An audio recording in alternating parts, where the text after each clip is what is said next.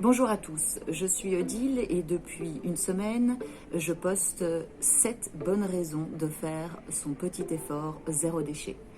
Pourquoi depuis une semaine? Eh bien parce qu'aujourd'hui nous sommes le 22 août et c'est le jour du dépassement de l'année 2020. Nous avons dépensé l'ensemble des ressources que la planète est capable de produire en un an. Si c'est le 22 août, c'est parce que c'est une moyenne planétaire. En 2019, pour la Belgique, c'était le 6 avril. Ce qui veut dire qu'il nous faudrait à peu près 4 planètes pour pouvoir subvenir à nos besoins de la manière dont nous vivons aujourd'hui. Ce que ça montre, c'est notre empreinte écologique. Et c'est aussi le sac à dos écologique de chacun de nos objets. Les déchets visibles et surtout cachés de notre production. Une brosse à dents de 50 grammes représente en fait 1,5 kg de ressources naturelles et de déchets industriels. Pour un jeans, ce sera 30 kg et 11 000 litres d'eau. Pour un smartphone, c'est 75 kg de déchets. Un ordinateur, 1,5 tonne et pour une voiture de 1 tonne, 70 tonnes. C'est ce sac à dos écologique qui fait que nous consommons beaucoup trop rapidement les ressources que la planète nous offre. Oui, nous payons de trop nombreuses fois nos déchets. Il faut savoir qu'en Belgique, nous produisons environ 21 milliards d'emballages à usage unique. 21 milliards de déchets qu'il faudra gérer et recycler ou enfouir dans nos océans et dans la terre. Le coût du suremballage et des emballages individuels est directement reporté sur le consommateur. C'est bien nous qui finissons par les payer et ils représentent en général 20% du prix du produit fini. Ensuite, nous payons le traitement de ces déchets par des taxes communales, des impôts et des sacs poubelles payants. Nous payons trop de fois nos déchets. Nous les payons sur notre santé, sur notre environnement et sur notre portefeuille. Et je parle ici des déchets consentis, puisque nous les achetons, c'est que nous consentons. Je ne parle pas de l'obsolescence programmée dont nous sommes tous victimes sur notre petit électro et même sur des plus gros achats. Il y a aussi de joyeuses raisons de faire du zéro déchet. Faire du zéro déchet, c'est souvent de la débrouille. Mais heureusement, il y a pléthore de groupes. Alors, je vous en cite quelques-uns. Je vais regarder mes petites notes.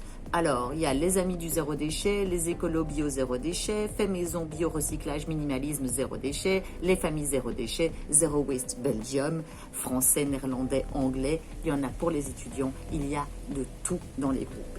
Et ce qui est génial, c'est que vous aurez tout le temps quelqu'un au bout du fil. Vous posez une question, vous aurez 30 réponses. Ce sera après à vous de voir un petit peu qu'est-ce qu'il y a dedans. Et c'est comme ça que nous pouvons partager ce que nous avons de plus riche, nos savoir-faire, nos connaissances, nos compétences. Donc les savoirs se diffusent en ce qui concerne tout ce qui est possible et inimaginable, mais surtout en ce qui concerne des gestes simples dont nous avons besoin tous les jours. Voilà, que ce soit le traitement des puces du chat, un vélo, la cuisine, le bricolage, le tissu, etc. Donc voilà, le premier conseil que je peux vous donner, c'est inscrivez-vous dans un groupe zéro déchet. Nous sommes tous des consommateurs et les entreprises adorent nous raconter de belles histoires pour nous faire acheter leurs produits.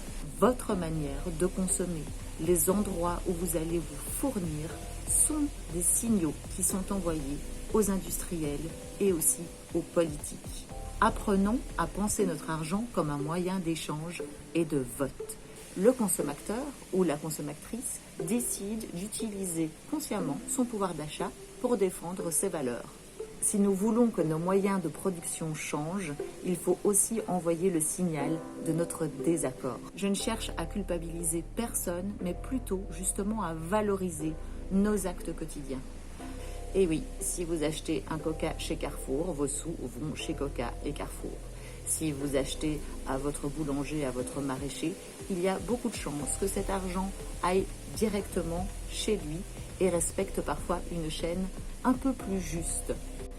Consommer zéro déchet, c'est aussi une manière d'entretenir notre liberté en aiguisant notre capacité à refuser. Refuser, c'est le premier des 5 R du zéro déchet.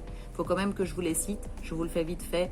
Refuser, réduire, réutiliser, réparer, recycler. Refuser. Refuser n'est pas un vilain mot. C'est être lucide sur qui nous sommes et sur ce qui nous fait du bien à l'âme. Bien souvent, nous ne sommes pas d'accord. Nous estimons inacceptables beaucoup de choses qui se passent autour de nous. mais nous ne savons pas comment réagir. Et alors, le cerveau gris, c'est un peu comme un moustique sur une lampe.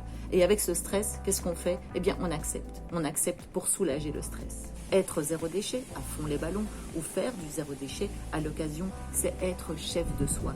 C'est avoir assemblé autour de ses valeurs des balises et des convictions qui vous permettent de manier tel un magicien le oui et le non.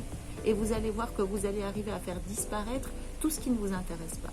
Du plastique, non merci. Du jetable, non merci. Et vous savez quoi? Être chef de soi dans une société comme celle dans laquelle nous vivons, nous en avons de plus en plus besoin. Autre bonne raison de faire du zéro déchet, c'est meilleur pour la santé. Oui, c'est assez évident et ça l'est encore beaucoup plus depuis le 18 août 2020 puisque les résultats d'une recherche ont mis en évidence l'absorption par notre corps des microplastiques et des nanoplastiques. Effectivement, ils ont été retrouvés dans le tissu de nos organes filtrants, c'est-à-dire rate, reins, poumons et foie. Je vous lis un petit extrait de cette enquête parce que vous verrez que ça concerne des plastiques que nous utilisons tous les jours. La présence de polycarbonate, utilisé par exemple pour la fabrication des biberons, le polytéréphtalate d'éthylène, PET, ou encore le polyéthylène qui compose les sachets en plastique, mais aussi les boîtes alimentaires, ont pu être mis en évidence dans nos tissus. Le bisphénol A, perturbateur endocrinien avéré, est classé par l'Union européenne comme substance ayant des effets toxiques sur la reproduction, a également été retrouvé dans tous les échantillons analysés. Dans tous les échantillons analysés. On ne connaît pas encore l'impact exact de la présence de ces plastiques dans nos corps, mais un lien a déjà été fait auparavant entre la présence de ces plastiques et des maladies chez les animaux. La 7e bonne raison de faire du zéro déchet, c'est de privilégier le vivant. Privilégier le vivant, c'est se mettre du côté du respect de la vie, que ce soit des animaux, de la nature et puis des autres êtres humains qui nous entourent. Tout être vivant a comme instinct la survie. Tout être vivant a comme instinct la conservation de son environnement et de ses descendants.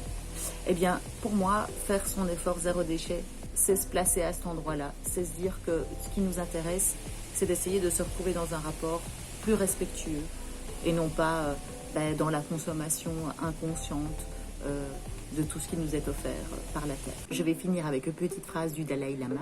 Si vous avez l'impression d'être trop petit pour changer quelque chose, essayez de dormir avec un moustique.